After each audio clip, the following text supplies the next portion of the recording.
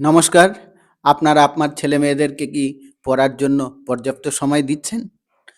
সারাদিন স্কুলে থাকছে, সকালবেলা গুরুত্বপূর্ণ সময় বই পড়ার আপনারা টিউশনে পাঠিয়ে দিচ্ছেন। সন্ধ্যাবেলা গুরুত্বপূর্ণ সময় পড়াশুনো করার আপনারা টিউশনে পাঠিয়ে দিচ্ছেন। বিকেলবেলা খেলাধুলো করার সময় তখন বলছেন বই পড়ো। এটা মানা যায়? বাচ্চারা খেলবে কখন?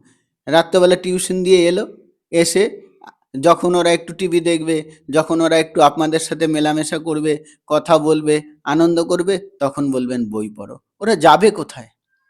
যাই হোক, ছোট বয়সে মেরে ধরে এখন পড়াচ্ছেন, যাও একটু পড়ছে, বড় হলে কিন্তু ভবিষ্যৎ অন্ধকার।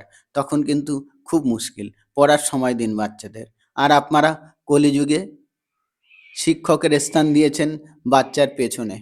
আপনারা কি বলেন? যে আমার ছেলের পেছনে ৩টে মাস্টার দিলাম, আমার ছেলের পেছনে ৪টে মাস্টার দিলাম। কলিযুগে মাস্টারের স্থান দিয়ে দিয়েছেন বাচ্চাদের পেছনে। প্লিজ এরকম করবেন না। এত মাস্টার দেবেন না। যে বিষয় ভীষণ দুর্বল সেই বিষয় গৃহশিক্ষক দিন।